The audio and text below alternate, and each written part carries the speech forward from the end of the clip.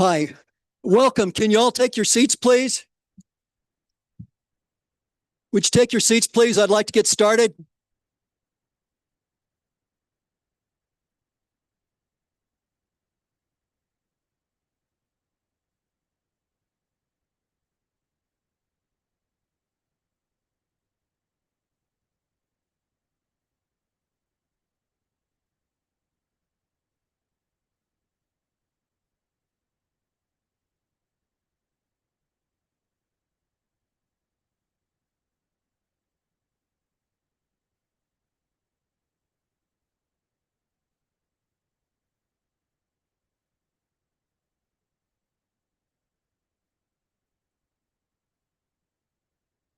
Everybody grab a seat, please.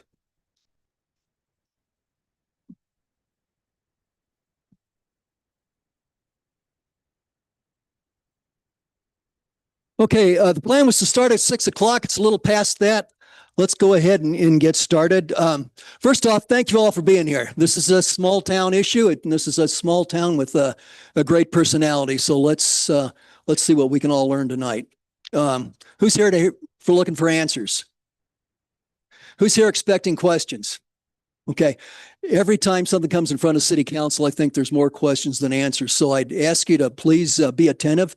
We're going to pass out index cards so you can ask questions, and there's a little bit different format than what we typically have for city council meeting. First of all, it's important that you're here. City council is looking for your feedback. And so we'll have a presentation here. The presentation will be presented by Mayor Pro Tem Natalie Johnson and Councilman John Shada.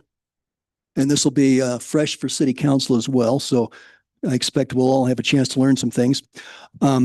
After the presentation, you'll have an opportunity to ask questions. That is, what we're going to ask you to do is to write your questions down on index cards, turn those in, and we'll take a break. And then during the break, Natalie and John are going to sort it out and try to group it into questions for a discussion with city council. So basically tonight, the theme is the loss of marijuana money. This is something we all knew was going to happen at some point. We suspected it. I think in the last 5 or 6 years on city council, we've always feared what would happen if we lost the money. We've, I think, tried to tackle a lot of capital improvement projects and other projects to get the city a little more up to standards to use the money while we had it. But we have to deal with the future now. We're anticipating the reduction of recreational marijuana taxes on the 2026 budget, next year's budget, to be about 30%. We're about $4.3 million. That's a lot. That's a lot of money by Manitou standards. That's probably in the neighborhood of about 5 years worth of property taxes. Okay. Still, there's a lot of unknowns with that. Council and staff have been looking at ways to increase revenues in other areas or to cut costs. This is an ongoing project. And so out of some of those discussions, we asked, and Natalie and John volunteered to come up with tonight's presentation. So with that, be sure your questions are on index cards. I think if you have comments, write those down as well. The comments may depend on how many comments we have and so forth. It may take a while to filter that out. I'll leave that to discretion of Natalie and John based on the number, the volume of questions and comments that they get. With that, I'd like to present Mayor Pro Tem Natalie Johnson and Councilman Shada. Councilman John Shada. You too. Thank you.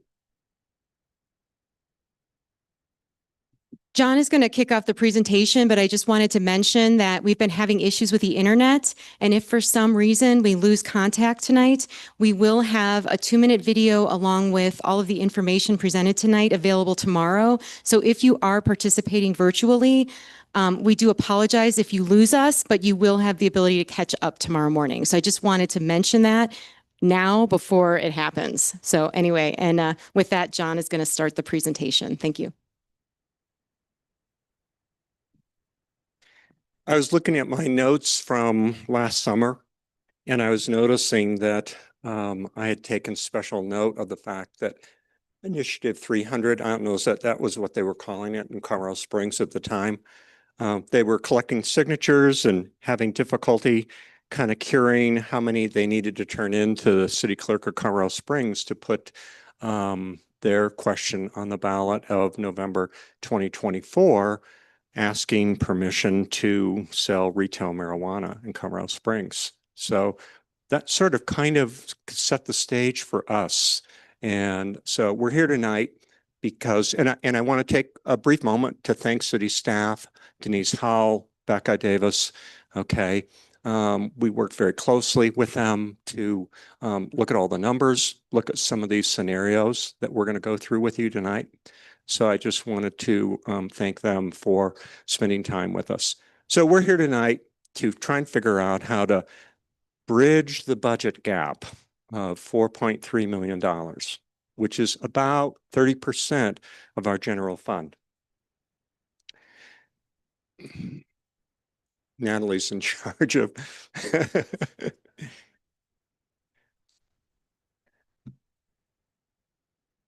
There we go. So just as kind of a little background slide here, maybe that stuff on the top will go away. I don't know. Recreational marijuana, okay, came into place, visited Colorado in 2014. As you remember, Manitou Springs was one of the first communities in which to go ahead and pass our local ordinances. And the council back in 2014 basically authorized 2 locations. And I think we probably both know where they are. In 2015, Emerald Fields opened up, and then later on, Maggie's Farm opened up, and then Emerald Fields opened up. By 2014, by 2024, we had some pretty healthy, significant revenues that were coming in from the whole marijuana enterprise. And then in November of 2024, Initiative 300 passed in Colorado Springs, and the council took immediate attention to the situation in the middle of our budget season and started kind of, curb some expenses, look at some areas that we could cut back on, and kind of get ready for what was going to happen. And we consulted with some experts, and we really didn't know how many stores were going to open up or when Colorado Springs was going to open up. And if you remember back in that era, the Colorado Springs City Council was somewhat disappointed that their competing 2D initiative, okay, didn't pass, all right? And they started kind of working again to try and figure out how this question could kind of be revisited. So next slide.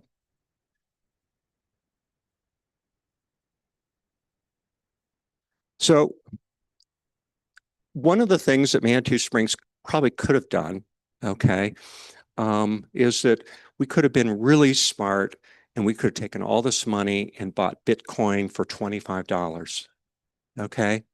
And then what is this trading at right now? $65,000 or whatever. And then we'd be really in like Flint. But that probably wouldn't have passed with any of the councils to kind of take the marijuana money. So to be perfectly honest, we spent it. Okay. And we spent it on East End upgrades. Okay. It gave us room in our budget to do things like going through and doing the library expansion. We even did, maybe smaller things like, 339 trees. Next slide, please. The fire department came to us a few years ago and was pretty stressed out about the response times for AMR and was telling us that, we might need to prepare for response times that are maybe 30 minutes or longer.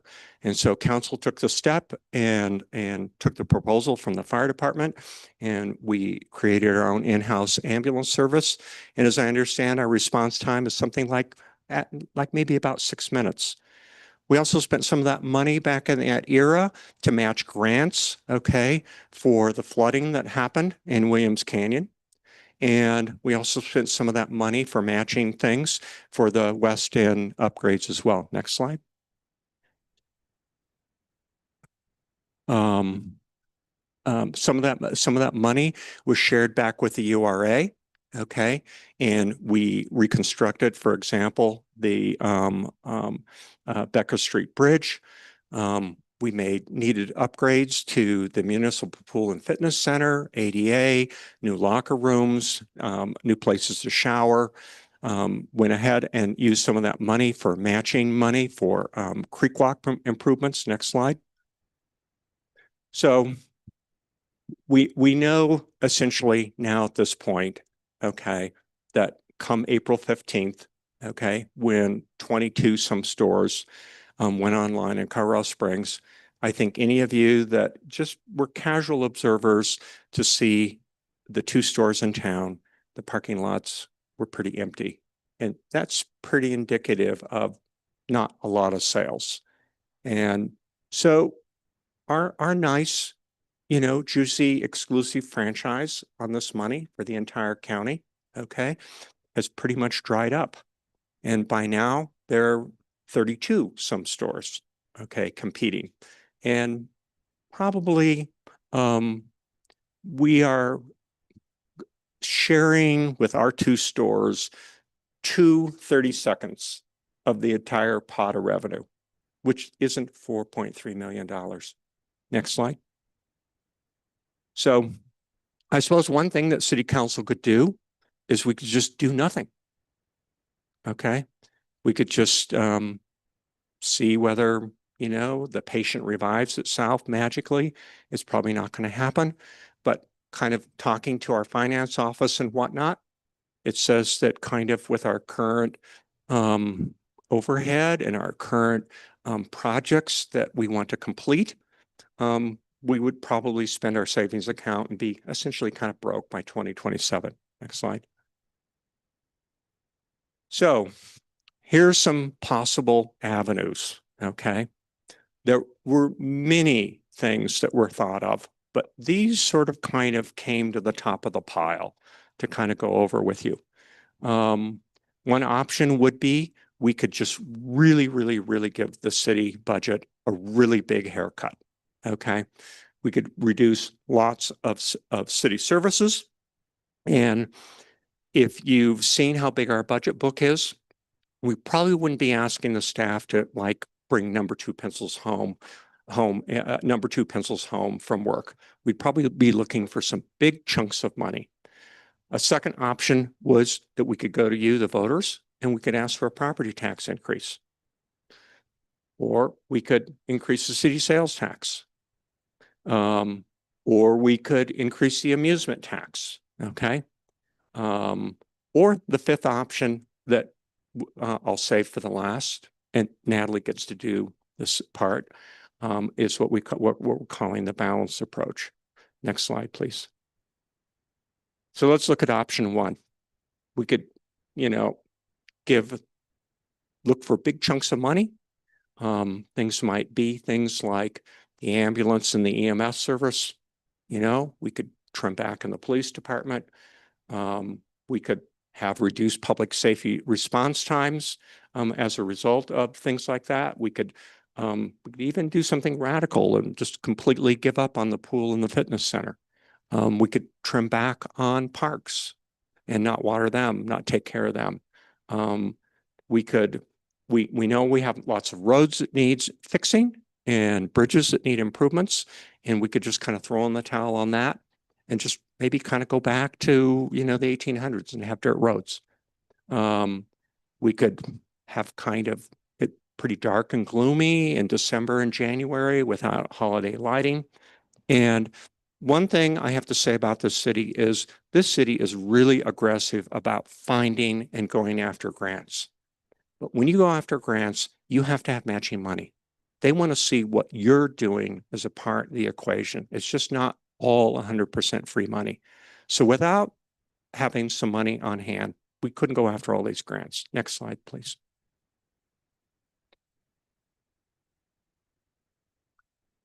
As a continuation of the list of things, these are maybe some lower cost things, okay, than the first slide. But, these might be on the table. We might not be able to do as aggressive as snow plowing as we do. Do tiny little things like pollinator gardens or the tree voucher program. the staff would probably say, we can't do really nice things like community recycling day or chipper days, or maybe we really did step up and do a lot more street sweeping, okay, recently. And we'd probably have to kind of throttle that back. Downtown, flower beds, economic development. This list could go on. We could list the things that we could cut just ad nauseum. Next slide, please. So the second option could be, okay, is we could go after a property tax increase, okay? And I'm not going to go into the wonky thing that council goes into in terms of how many mills it would mean and how you multiply that out and what a mill is worth in any one year. But the lowdown of it would be this. The anticipated tax revenue, if you had about a $500,000 house, okay, would be about $1,400 increase, okay, that would need to come to the city to cover that $4.3 million gap, okay? Currently, right now, as you might know, if you look at your property tax assessment and you look at your bill that you get currently right now on that $500,000 house, the city's only getting about $434. So that would be a pretty dramatic increase. Next slide, please. Option 3 is that we could double the city's general portion of the sales tax. Okay. I want to unbundle this a little bit because when you look at the sales tax, it is actually lots of little taxes all added up. Okay. There's a little tax in there that goes to the El Paso County, I don't know, probably pays for the jail or something like that. There's 1% that goes to El Paso County. There's a percentage that goes to the state of Colorado. There's a percentage that goes to our general fund. And that's what I'm talking about here. There's a little bit that goes to match. There's a little bit that still goes to our park program. And there's a little tiny bit that goes to open space. So what I'm talking about here is the amount of money that would go to the general fund. So that's why the word general is up here. So in order to make this gap, fill in this gap with $4.3 million, okay, basically that portion of the city's amount would have to double. Or as an example, okay, if you were needing a new refrigerator, and most people don't go and put that refrigerator in the back of their Subaru, most people have it delivered. And in that particular case, okay, the total amount of the refrigerator would, just in the tax portion, might be $74. Okay. That would also impact every small little store in town, okay, that's collecting sales tax as well. So as an example, on $100, it'd be $12 in total sales tax.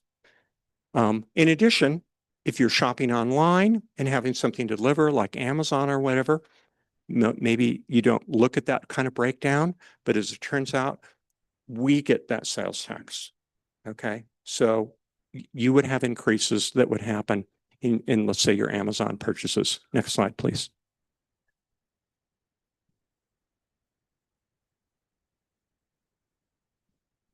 All right. Thank you, John. So I get option 4. So here we go. So option 4 would be more than quadrupling our current amusement tax. And so as many of you know, our amusement tax is also known as our excise tax according to our code. But for the purposes of tonight's meeting, we will refer to it as the amusement tax. So again, for example, a $99 zip line ticket would be, the increase would be $18 per ticket. Same thing, a $67 train ticket would increase by $12. And an admission ticket, we said $12.75, would be $2.30. So, so again, that was another option that we considered based on a tax that is available in this community. Next slide. So this brings us to option 5, right? And in option 5, we believe that we can come up with a balanced approach. And that balanced approach has 2 parts. And all of those parts end up with a goal, right, of no reduction in city services, no new property taxes, no new sales taxes, and then the lowest possible tax increase that we could come up with. Next slide. So again, just to reiterate, this plan, this option 5, would not create a situation where we would lose any of these options, any of this quality of life, or any of these really necessary services that we have. Next slide. In order to do that, though, there is a tax component. And so this first part is the suggestion of a 9% increase in our amusement tax. This is the first time that this tax we're looking at, has been increased since 1972. So for many of you, I was not born. I was born after 1972, so 53 years. And so again, there is an impact, right? That a zipline ticket, a $99 zipline ticket, would be an increase of $9. A train ticket, $67, would be an increase of $6. But we do put on there about the price of a cup of coffee. And then again, an admission ticket of $12.75 would be an increase of $1.15. This would require a vote of the citizens to make this happen. Next slide. How do we make up that extra money that we would not be able to generate through that amusement tax? We would look at using our parking revenue to make that happen. So we would look at moving our streets department into that parking fund in order to help pay for that. This would not require an increase in what we're currently capturing through parking revenue. It would just be moving that out of that general fund into that new that mobility fund, and to the degree of 1.9 million. Next slide. So we believe in this balanced approach, John and I. So we believe it bridges the budget gap without a huge property tax increase. It bridges the gap without doubling sales tax, and it bridges the gap with an amusement tax increase of 9%. And so next slide.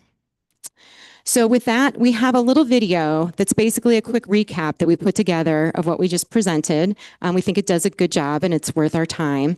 And so we'll show this video, and then at the end of that, that's when we'll take a break, and we'd like to collect your questions or any feedback. And so the sooner you can get us those index cards, the better. There will be an opportunity to have cookies, to go to the bathroom, to talk to one another. But the sooner you can get us those cards, the sooner we can sort of work on that next part where we can begin to sort of answer those questions and really discuss this opportunity with you through that interaction. And so with that, can you please show the video?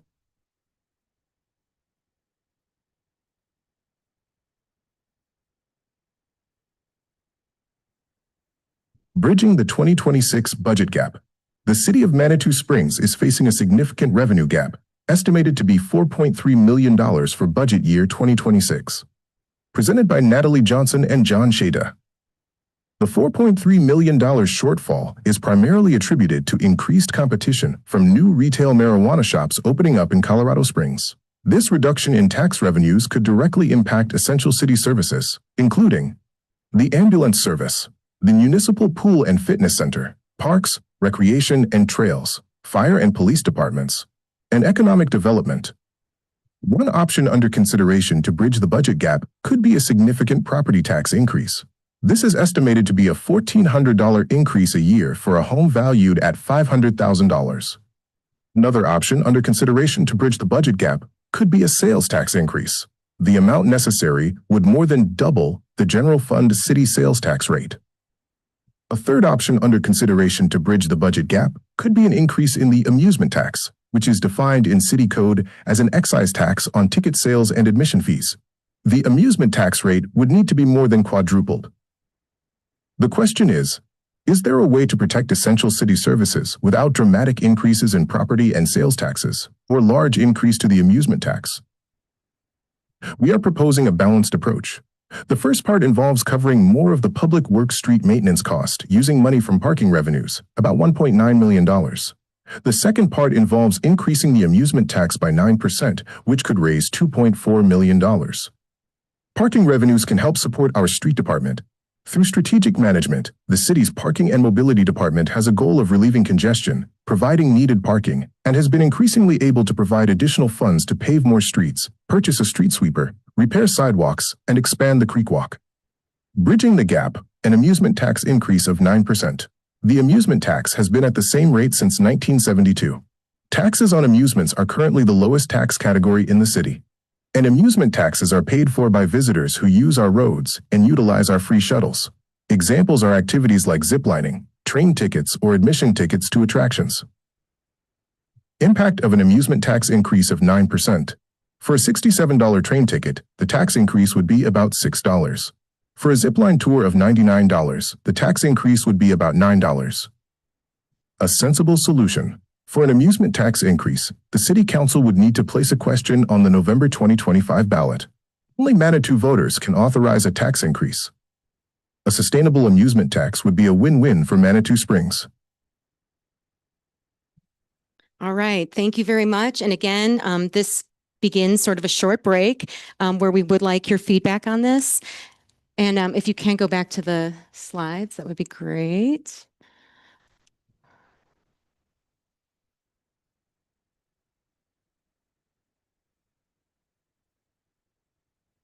Okay, and then if you go to the next slide. Okay, that I do not believe is our next slide, but that's okay. Can you go to the next slide? Bridging the 2020. Oh, so that's the video. Okay. There we go. So we've got our break. And so again, just going through that break piece. And then if you go to the next slide. So this is just, again, a little infographic, just that 2.4 and that 1.9, just so you have that at your disposal when you're considering what questions you have for us. Thank you.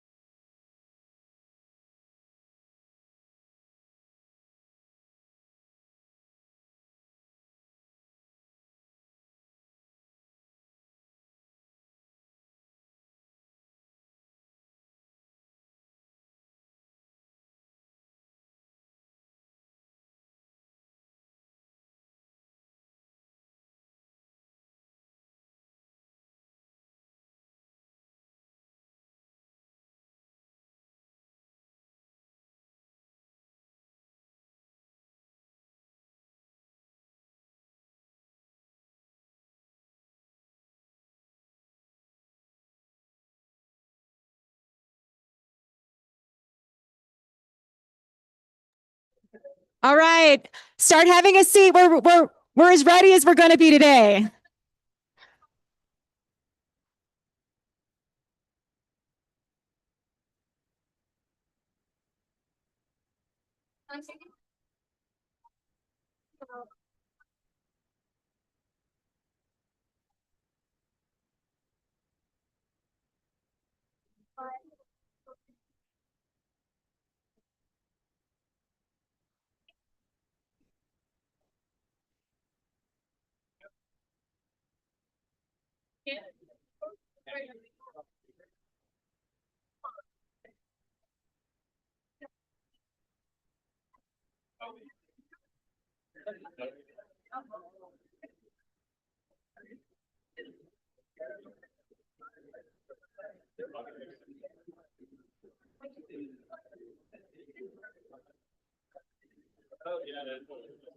All right.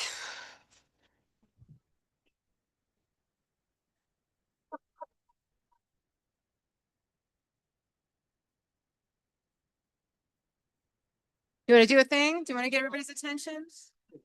You allowed to... Can I have your attention, please? I think we're ready to get started here. So the many questions you've asked, we'll have some explanation of those. Natalie? All right. We didn't have a ton of time to prepare, as you know, so I will give it a shot. And John, feel free to jump in if you feel like you can add to my answer. One person, for the record, asked, what is the current amusement tax rate? 5%. All right. Let's see. For increased, let's see. Okay. So this was a question that came up to a few of you. As a number of you know, we are in the middle of a lawsuit with the Cog Railway, and that is connected to amusement tax. And so folks sort of asked how that would work. And again, that is something that we'll be working on closely with council and our city attorney. So that is something that you need to be aware of, though. But I cannot answer that question today. But it is a part of the equation, and council will have to weigh that in as a factor as we move forward. Does the ambulance service bill insurance, like basically does it pay for itself? And the answer is no. And it does generate more money annually, but that will always require some sort of a subsidy, probably from our general fund, unless something changes. Someone asked about the school, right? So the school is often paid for with property taxes, and someone asked how what we're doing impacts that. And of course, as you know, we are looking at an amusement tax, not at a property tax increase. And so we are still supporting the schools by looking at a different tax. Where does the parking revenue go now? And so we alluded to this in our slides, but we've been actually gradually, in many ways, moving some of the street department expenses to the parking fund already. We're just going to do that with more intention. And additionally, we've been able to get caught up on some things. We've been able to get caught up on some roads so that we can go back to our traditional funding stream to pay for those roads ongoing. So some things have just happened over time. We've purchased the Dillon. So there's things that have happened that now we can take out of that fund and then reallocate toward what we're doing. And so that is up to staff to manage that piece. So these were just additional funding opportunities, just some things to consider. Someone said, just quadruple the amusement tax and let tourists pay for all of it. One person said, add more marijuana stores. One person said, should we invest more in our Chamber of Commerce so that we can increase income revenue through sales tax and other opportunities there? Another person said, decrease funding for the Chamber of Commerce. One person said, can we financially benefit intentionally from the incline? Another person said, actually a number of people have said, can we look at taking a small portion from all tax opportunities? So increase property tax just a little, increase sales tax just a little, increase the amusement tax just a little. And that was a number of people that said, could we consider that? That's similar. Some person said, look at lodging taxes, increasing lodging taxes. Right. So that basically covers that. So those were some suggestions for different revenue streams. And so that is something for council to consider when we look at this at our next agenda item. Okay, this was one, I couldn't answer it, but someone did ask what percentage of the 4.3 million would be paid by residents and how much of it would be paid by tourists. And so I don't have a breakdown of that, of how much revenue income is from parking currently comes from residents versus tourists, and then the same for amusement taxes. I think it would be heavily in favor of visitors paying those things, but I can't answer that question. And so if that is something people would like, we can pursue that answer. And then another question that came up, a lot of folks said, what's the situation with the number of employees that we currently have? The number of employees we have currently working for the city has increased. And that is a sort of a complex answer that Denise would love to tackle if you're interested in talking to her. But I can say that, moving the parking department in-house as opposed to an outside independent contractor, that of course then increases the number of employees. But there's other things, like we have a park and rec director and things like that. So there's things that we've invested in over time that I think are valuable. And so it's not as, I think, clear that we could kind of go back to previous numbers. But again, that is a little more complicated than I can answer today. And so that's sort of a Denise question there. John, would you like to jump in? So I got to sign these cards here. Some of these are just kind of statements and comments. With the proposal of parking fees, does local free parking go away? My probably initial thought would probably be no, but that would be something that staff and council would have to decide. Suggestion, eliminate street sweepers. How much would that save? I really don't know. I'm sorry, I cannot answer that one there, but I would probably think it's, maybe $20,000-$30,000. And given that we just purchased a new one, I suppose that we could go out and throw that on a fire sale or maybe turn it back in and get our money back. Can we outsource police, fire, ambulance dispatch? I'm probably given that I don't know whether we would save any money doing that, I don't know how to answer that one. What is the city's reserve balance? I understand from Becca Davis that we currently have $8 million on hand. What percentage of what percentage of the income from recreational marijuana was recreational marijuana taxes? That is something that I do not believe that any of those businesses report that separately. And so I think that's unknowable to us. I moved here in 2010, no dope, 2 to 3 cops. So with little dope sales, do we still need the current police force? And I guess I would look to the chief of police to kind of tell council whether if with the reduction of marijuana sales, do we have a need to reduce our police force? Thank you for asking your questions. I'm sorry I didn't have quick little pat answers for all these. Natalie? Oh, okay. Next slide. So that's a response. Next slide. Want to bring her home.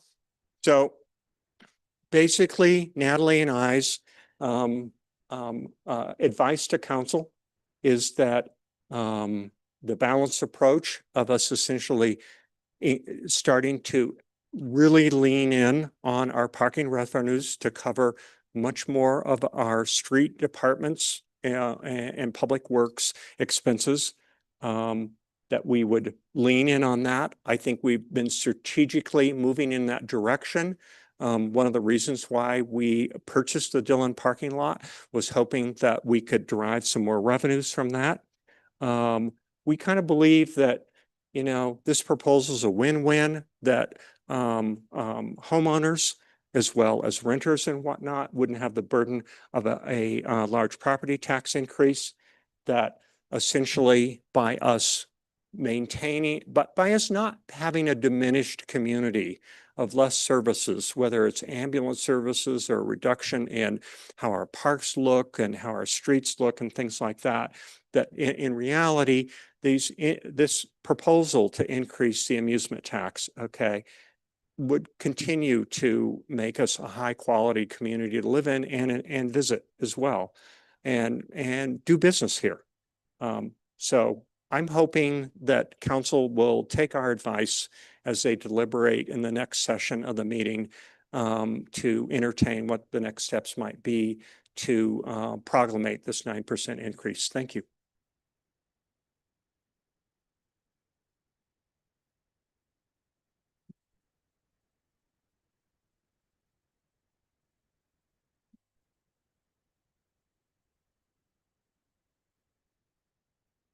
Natalie, John, thank you very much. That was a lot of work, and we appreciate you kicking those ideas around and present them here for the audience. I'd like to thank everybody that came. Okay, this is small town America, and it doesn't get much more American or small town than having people here. Oh, sorry.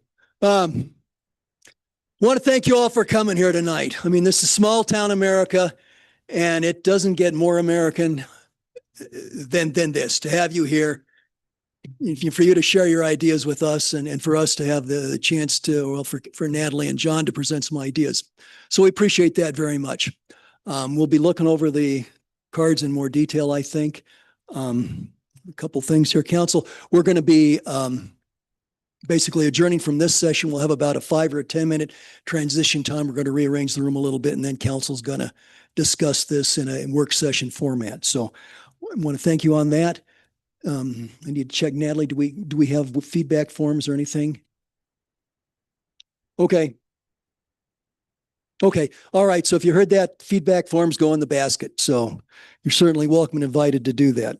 Okay. Thank you very much. We appreciate it.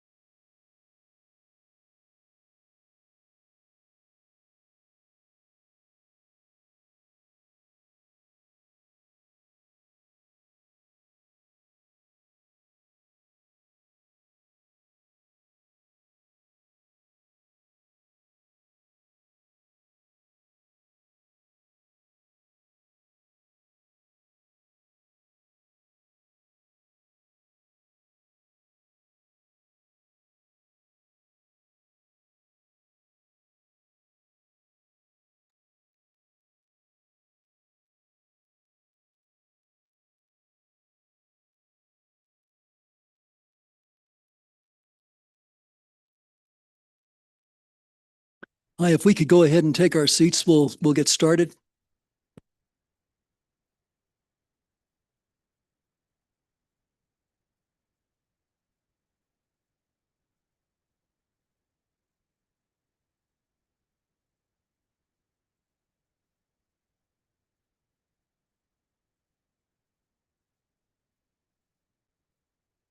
Yeah, if we could go ahead and get started, please.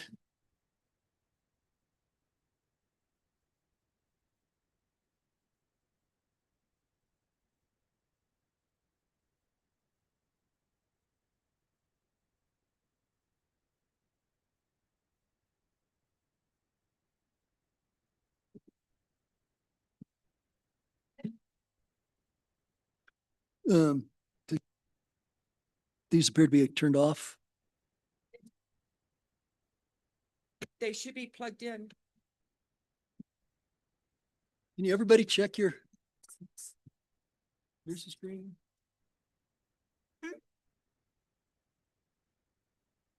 Hello? Got a bell. Hello, hello, hello. Is it? Yeah, it is. Okay. Great. Well, thank you all for. Yep. Here you go, joining. Mayor. You know, Share with Oh, me. okay, thank you. Okay, thank you. All right, well, thank you for joining us for this. The format's a little unorthodox, but I think you can all understand why. So our intent now is to take the a workshop format and to give council an opportunity to discuss the potential budgetary shortfall and alternatives to address the city's that shortfall. And of course, this is a lot of this will be informed by the presentation that we all just saw. It wouldn't hurt. Yeah, we can do that. So I'll do the roll call. Counselor Wolf, Here. Counselor Shada. Here. Counselor Chandler, Present. Counselor Weatherholt, Present. Counselor Fortune, Present. Mayor Pro Tem Johnson, Here. and the mayor is also present. Okay, thank you. So, I guess, first off, I'd like to thank Natalie and John for your presentation. And you had an opportunity to look over the cards and the questions, so maybe it would be good to start with you. Natalie, would you like to address things? Sure. Well, I think the biggest thing is that, there were some suggestions for additional revenue streams. And so I think we just have to keep that in mind that, that there were folks that asked for, again, like a small distribution of the tax throughout all of the taxes. Also, again, looking at the lodging tax and some other things along those lines. I think that we'd have to decide as a council if we wanted to look into that. I think as far as other questions went, they were more just about the details. And many of us have, I feel like, if not an understanding of the details, at least a general enough understanding that we can move forward with decision making based on things like, the number of employees and things like that. Like we work with that all the time. And so I'm not sure while we should answer those questions for the community as needed, I'm not sure we need that information today, but certainly I think we should, if there is a particular question council has that Denise or Becca would need to get back to us on, we should certainly entertain that. Okay, thank you. Mr. Shada, your comments?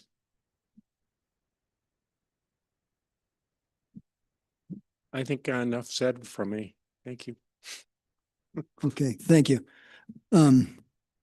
Council, I think we're facing a timeline here we have to be aware of. And I believe August the 19th, which would be 3 weeks from tonight, that would be when we'd have to have something ready to go on the ballot. I believe that's due. We would have to do it by ordinance, so that would take 2 sessions. We'd have to, if we wanted to do something, we'd have to have it done for first reading for next week, August the 5th, and then we would expect to have the second hearing per our usual custom would be 2 weeks later, August the 19th, and that would include a public hearing, so the public would have an opportunity to discuss it as well. So with that in mind, I guess I could open things up for a general discussion from council. Nancy? Yeah, I thought there were some great suggestions for increasing revenue tonight. However, I don't think any of them would get close to raising the $2.4 million that the amusement tax increase would hopefully raise. And to me, what we're looking at, we need a short-term kind of a quick fix on this. So I think that that's an important step that we need to take. And although I do like the idea of multiple small tax increases against all our taxes, if we didn't get one or two or three of them, we'd be back right where we are and worse. So, and I think it would just confuse folks to put that many tax increases on the ballot. Not confuse them, but it'd be frustrating. So yeah, I still think after hearing all the revenue suggestions that the 2.4 million with the amusement tax is probably the smart way to go. Thank you. Julie? The part of the presentation that struck me is, which I had no idea, I never really thought about how much tax do we charge for the amusements. And when I realized that it's only 4%, I don't think any other tax is that low. It seems super low. And then when I learned that it hasn't been increased for 53 years or 52 years, whatever it was, since the early 1970s, I thought, wow.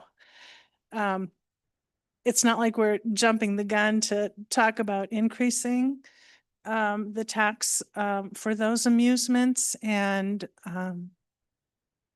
I also like the fact that it's just, I would much rather, I agree with Nancy, have one tax request on the ballot instead of a little bit of this and a little bit of that, because people might think, I can't imagine making the businesses increase their sales tax more than they already have to charge. Or I can't imagine, homeowners wanting to pay even more property tax than they already pay, especially if the school is going to be pushing for a property tax increase for the school board. So I really like the idea of the amusement tax increase. I also think that when we were told, because 4% is just a percentage, but when we were told in real numbers, how much would that increase the ticket prices for various amusements that we have in town? It all seemed really reasonable to me. I don't think we would lose a lot of business by having fewer customers take a zip line or a train ticket when they're here anyway for vacation. And so I like the idea of the amusement tax increase. I think it's reasonable. And I think it's easier for the residents to stomach that than to think about more of our businesses in town going out of business or more homeowners not being able to afford to stay in town, especially with our aging population in town. I don't know how many homeowners could really handle city sale, property tax increase and a school board property tax increase if the school tax passes. I just don't want people to have to move. So I'm in favor of the amusement tax increase like it was presented. Okay, thank you. John? And the reason why I didn't answer it, because I didn't, but it did come up in the index cards. Just to let you know, and I did look it up on the computer here, the amount of money that we collect according to our budget books is about $330,000 for the lodging and camping tax. And so to make up that means that tax would have to go up by a factor of 7.3. To cover the whole. It was all category. Okay. Okay, and is that 2% on Ours is currently 2%. And as you know, Colorado Springs is trying to figure out how to raise theirs from 1% to 2%. Okay, and that's on lodging, And camping? camping. Okay. Yeah, it's the line item in our budget book is lodging and camping tax. Right. Yeah. Mhm. And I believe almost all of that historically has gone back to the Chamber of Commerce. I believe our current ordinance says that all of it goes to the economic development, and it essentially is a pass through to the chamber right now. Thank you. Okay. Michelle, please. Thank you, Counselor Johnson and Counselor Shada, for your work on tonight's presentation. I have a question regarding the amusement tax. Did you research how many tickets we would have to sell? Like break it down, train tickets, zip line, admission tickets? Like the amount of actual ticket sales? We have to sell more tickets than we do already. I mean, we know through a PUC report how many passengers the COG has. We don't know what they pay. I would imagine that if you are bringing a busload of passengers, that there's probably some kind of tour rate for that entire busload of 40 or 50 people. That's probably a discounted price than, you know, just a walk-up ticket at the last minute, you know, for the train. This summer, I noticed that sort of last minute tickets at the COG are $87 for an adult. So the only thing I think we know with, and I don't think the COG would ever divulge to us kind of what their breakdown is in terms of how many tickets they sell in each one of these little price categories. Okay. The only thing we know from the PUC report is how many passengers and their gross revenues. So that's our really only our insight in terms of data into them. And we don't have any insight into the rest of that amusement tax category in terms of none of the rest of those businesses have to file a PUC report. Yeah, please go ahead, Michelle. So as I am in favor of the amusement tax, I really appreciate the resident that brought up having a slight increase on property tax, amusement tax, sales tax. Counselor Nancy here, I appreciate what you said about it being confusing for residents to see that many things that we would have to vote on. I understand that. But you have to understand, if we were to go into a recession, what is the number one thing that people do not do? They do not go on a trip. They wouldn't come to Colorado. They wouldn't come to Manitou. They wouldn't go up the Pikes Peak. So that is my main concern regarding the amusement tax. I am for the increase of the amusement tax, but I am not for that being the only issue on the ballot. I understand, you know, property tax and sales tax and everything. And if we really look at our receipt, I mean, shoot, even with CSU, if you line item all those things that we pay on our utility bill, and where does that stuff really go? You know, yes, we can vote when it comes to El Paso County and whatnot. But I just want you as residents to know that this is a big deal for all of us. And I'll bring it up on my last day on January 6th for those that are running. Please do not forget that your 4 years here. Don't forget about what's going to happen to the city 10 years from now. Thank you. Thank you, Michelle. Judith, please. Thank you, Mayor. First of all, thank you for your in-depth research and presentation on this. I very much value the time and energy you put into this. Couple things. What I do really appreciate about this presentation, in addition to what Councillor Wolf already articulated, is that you know, when you have a community coming to a town meeting, I mean, it's very important to kind of walk them and talk them through your thinking, right? And so I appreciated that you at least took each option, like this is what we'd need to do if it was property taxes. This is what we'd need to do if it was just sales tax. This is what we'd need to do, and so on and so forth, to give the community an idea of that you did look at each separate component. I thought that it was my understanding that the current amusement tax is 5%, correct? Right, it's 5%. And so an additional 9% would bring it up to a total of 14%, which is still incredibly reasonable when you look at other communities, what they charge.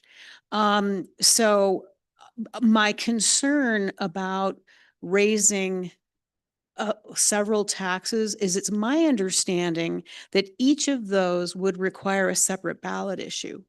So we're looking at if we, if we raise three different taxes, there's three ballot issues that we have to discuss and decide in a very short term.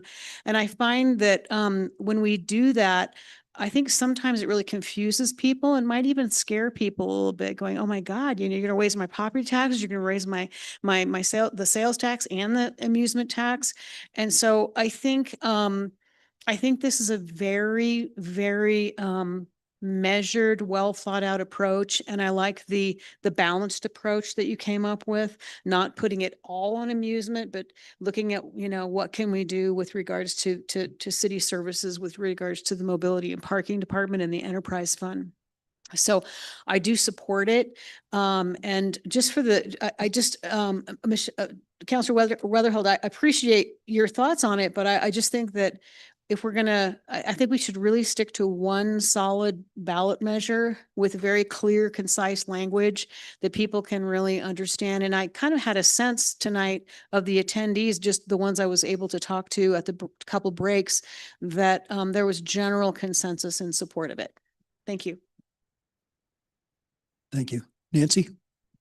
Yeah, I also want to say that, this is probably a first step if we go with this, because I suspect that we will continue to have external forces on our economy that will impact our revenues. So we're going to have to continuously be looking at revenue producing strategies. So just because we're doing if we do this year, it doesn't mean that it'll work. And it doesn't mean that next year we don't have to do something else. So I would just say that given what we know now, this balanced approach seems to be the safest and the most likely to succeed. Thank you. Thank you. Natalie, please.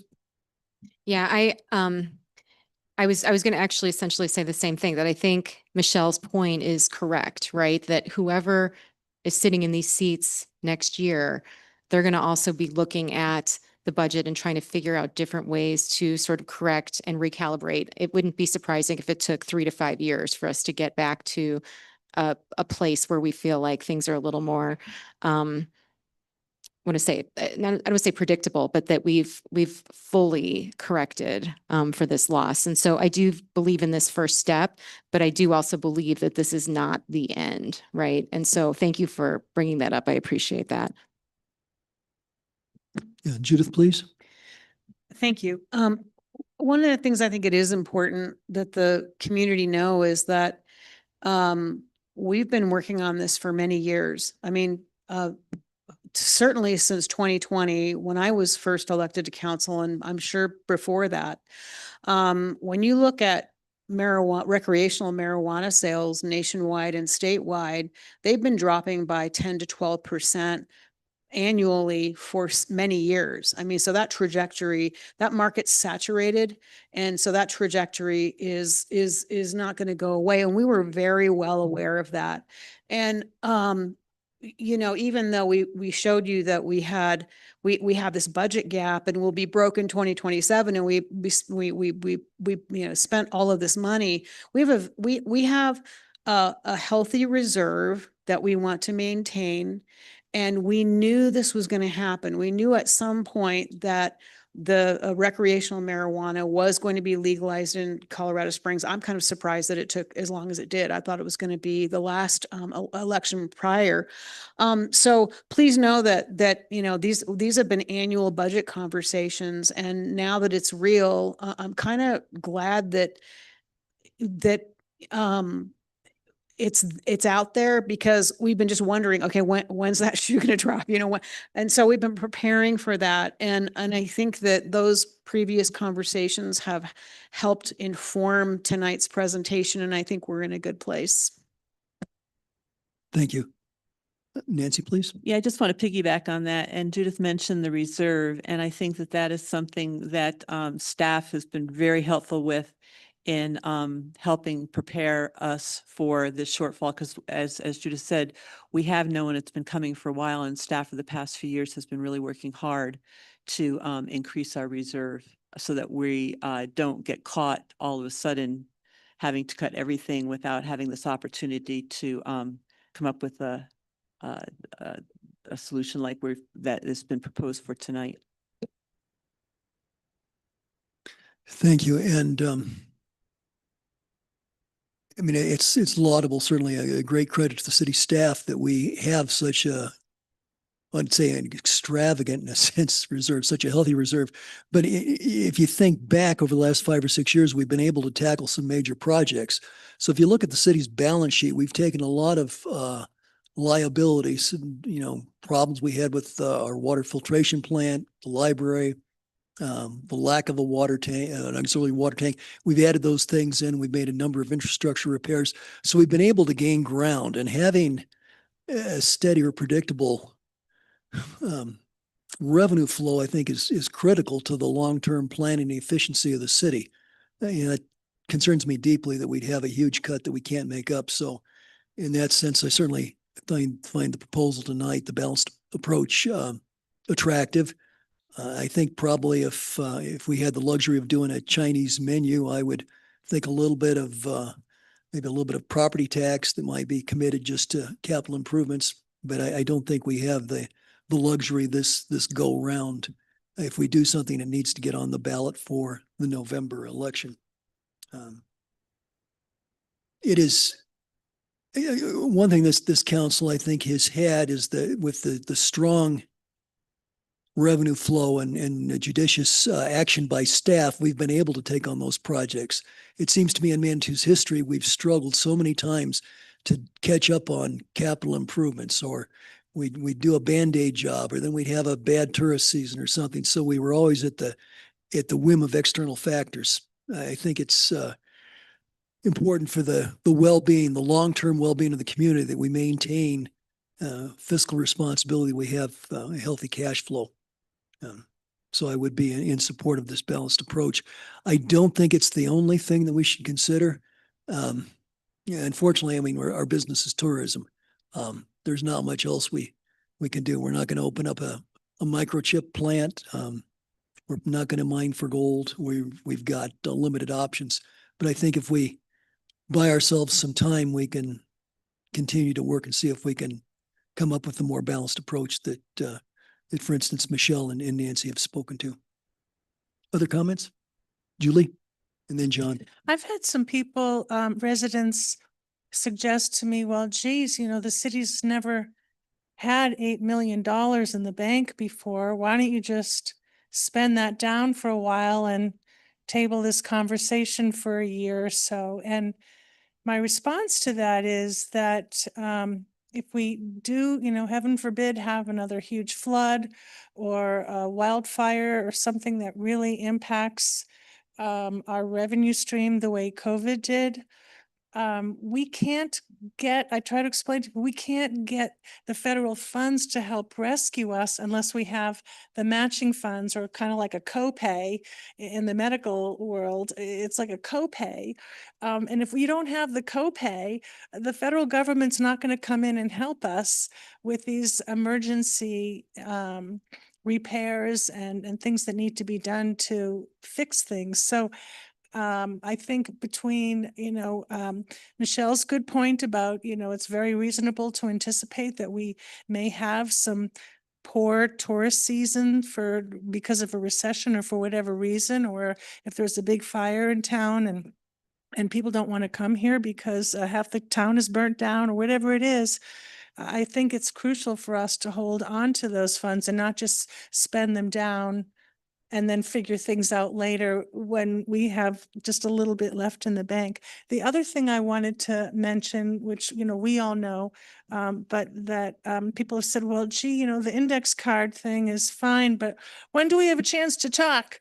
So I want people to know that the process after tonight is, if we do end up asking staff to prepare the ballot language for a tax to be put on the November ballot, then we have this first reading, a meeting about it first, then we have to have a second meeting about it. And at the second meeting is when the public is allowed to come in and talk and say their opinions. So it's not as if we're taking away the public's right to verbalize their opinions. We're not just sticking with the index cards only. That was just for tonight, but people will still have an opportunity to express their views on whether or not we should put this on the ballot.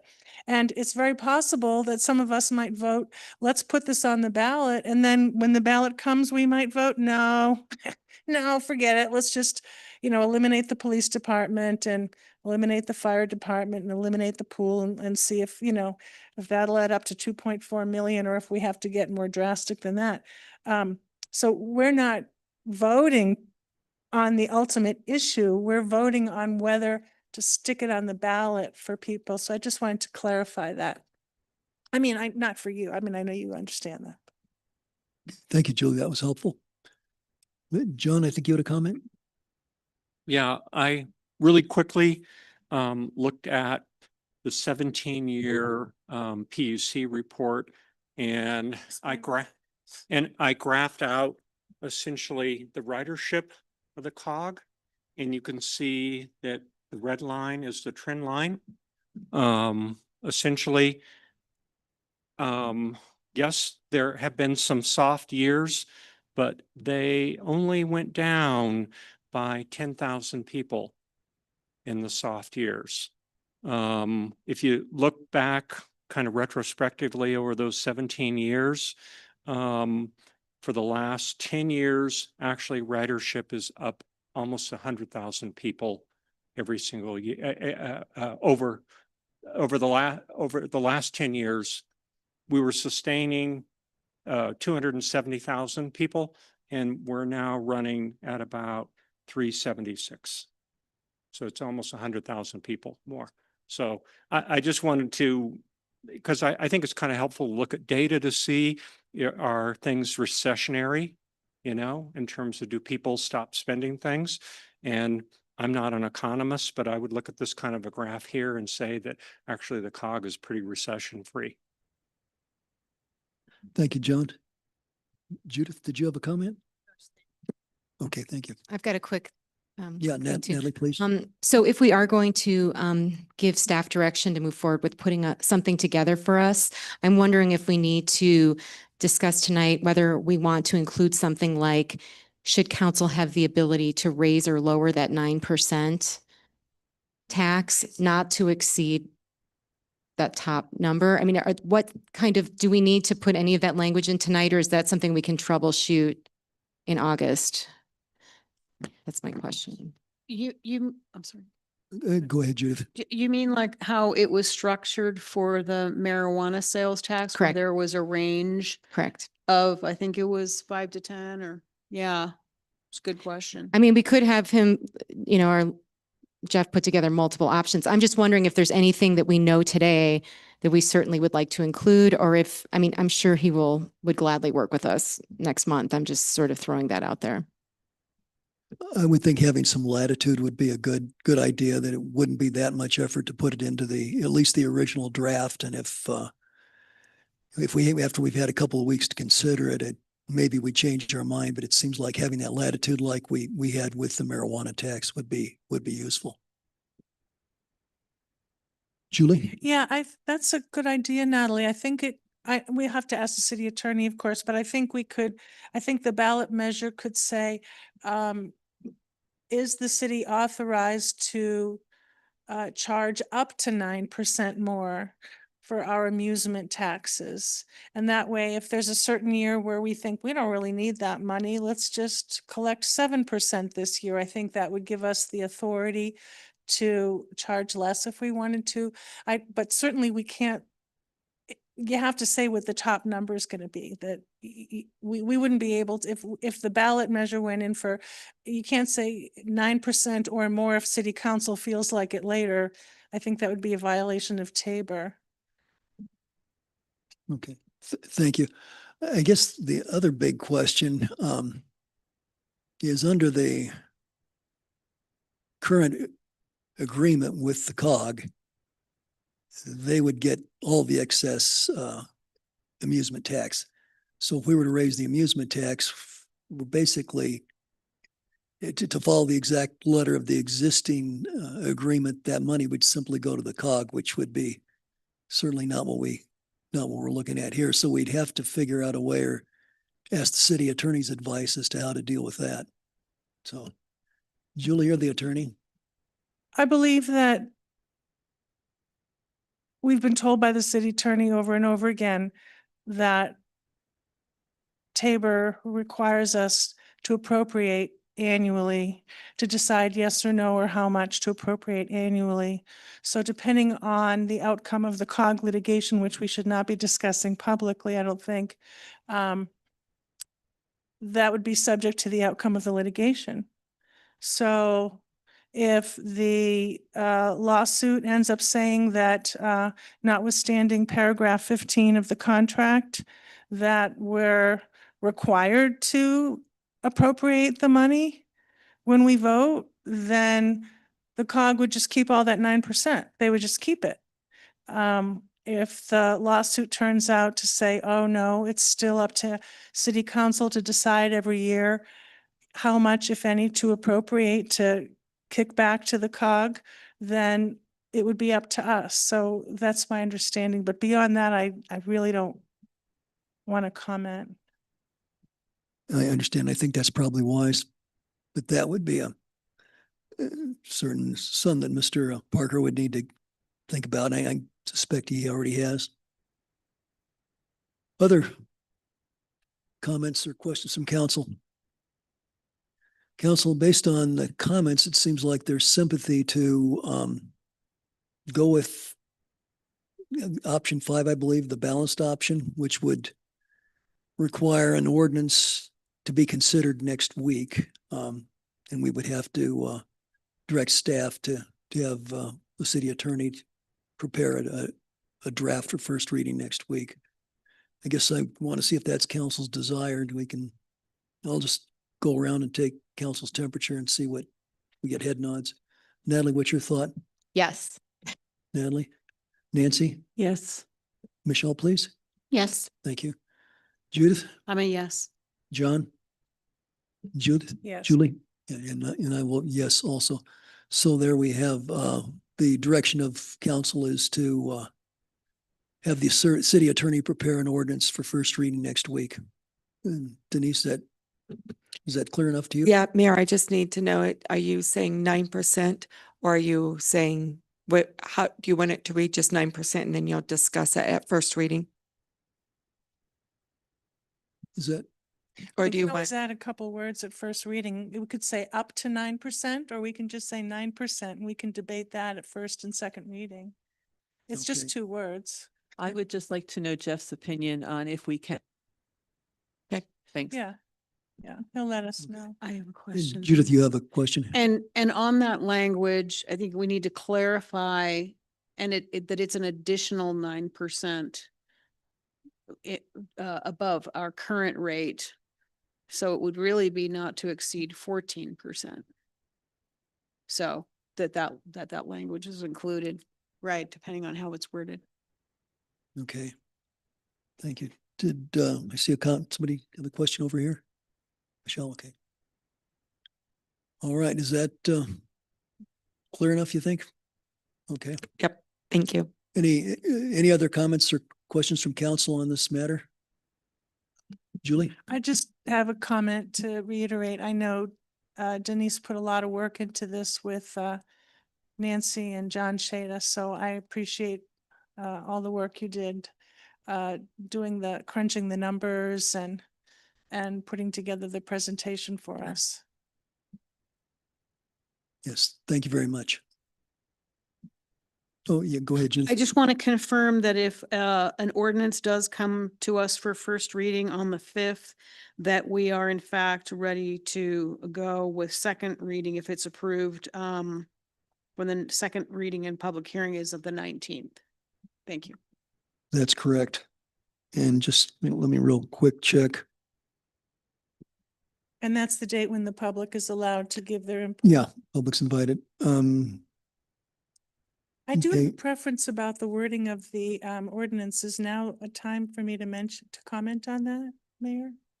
Well, go ahead. And I would much prefer that the ordinance state that an additional 9% as opposed to 14%, because people might think that's a big increase. Or the city attorney might say additional 9%, which would result in a total of 14%, however, Jeff Parker recommends we do that. But I want it clear to the public that because I don't want them to think, oh my gosh, all these people were here, they were online and watching and 9%, now it's on the ballot and it's 14%. Why did they do that to us? So I don't want to cause confusion that way. okay. Rest of council okay with that, or? Okay, we don't. All right. Very good. Well, if there's nothing else on that, let's move on to council correspondence. Does anybody have anything? Nancy, please. Yeah, I was just wondering what the status of the Sandra Lane closure is. Yeah, that we had to close it. Do you want me to respond, Mayor? I'm sorry. I'm sorry. Do you want me to respond? Oh, to yes, that? please Okay. do.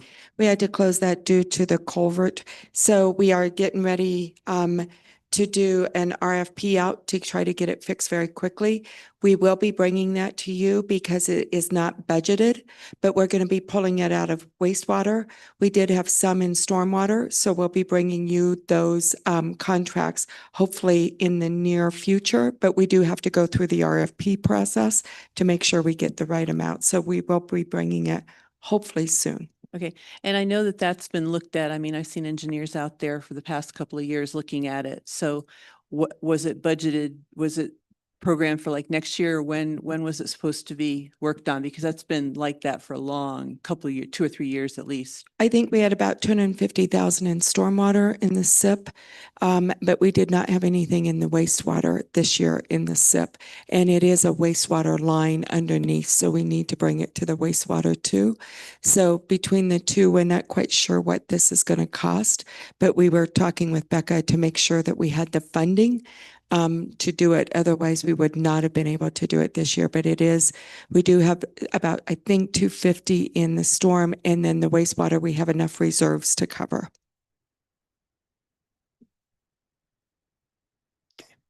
Anything else, Nancy, or is that? Okay. Michelle, please. Thank you. I just want to say, it's been a privilege being on city council, these last 3.5 years. I do want to remind everyone about Robert's Rules of Order. It ensures everyone has a chance to be heard. It ensures that all members have equal rights to participate and be heard, and the rules prevent the dominance of a few individuals. We are expected to maintain respectful and orderly conduct and refrain from any intimidation. That also goes for how we treat our city staff, who does a great job. And we appreciate each and every one of them. So if you could please let them know, Denise, thank you. And thank you, Denise, Natalie, and John, for your hard work and for putting tonight's presentation together. Thank you. Thank you. Natalie? I just have a quick, one person did leave tonight and they were upset that we didn't acknowledge their index card. And so I just want, again, as Julie said, like there are opportunities to still reach out to us to connect and share ideas, and that this was just the beginning. So I do apologize to that person and to anyone else who felt slighted because we weren't able to address their particular question tonight. Okay, thank you. And I guess to follow on, I believe there had been a plan to put a letter or something in the bulletin, kind of a recap from the city as to what happened tonight. I don't know if the bulletin is going to publish something online or if we can if there's a plan to do that and put it on the city's website. I don't know if that's been, Okay, I mean, it's certainly something that would be easy for us to put together. And so I think we should definitely do that if that is something that council would like us to do. But I think it may not be a Pikes Peak Bulletin article, but certainly I think a statement from the city recapping tonight and sort of connecting people to the website and to the video would be useful. I think that would be helpful if we could put that on the city's website. So given the fact that I guess the bulletin won't be doing a print edition in the near future, at least. Over on the side, well, let's see, Judith. I just wanted to reiterate also what an outstanding job. I think that Mayor Pro Tem Johnson and Councilor Shada did, and the many hours I'm sure that you put into this with staff. So thank you again for that. And I appreciate your suggestion and support that in getting that to the public. Thank you. Great. Thank you. John, do you have anything? Okay, Julie. Just along those lines, I would like on the city website, or at least on the weekly report, to state that, was it August 19th is the date when the public is allowed to come in and speak to us from the podium and tell us their opinions. So for those people who are annoyed by the index card approach, we're not taking away their rights, the public's rights to provide input at second reading. I think that's really important to get that news out so that people don't feel like we're shutting them down. Yeah, and I think we had about 120 chairs out and we had people standing. If everyone spoke for 3 minutes, that would take 6 hours. So I think the index cards were a reasonable approach that gave more people an opportunity to express their opinion than if we actually had gone to taking vocal comments.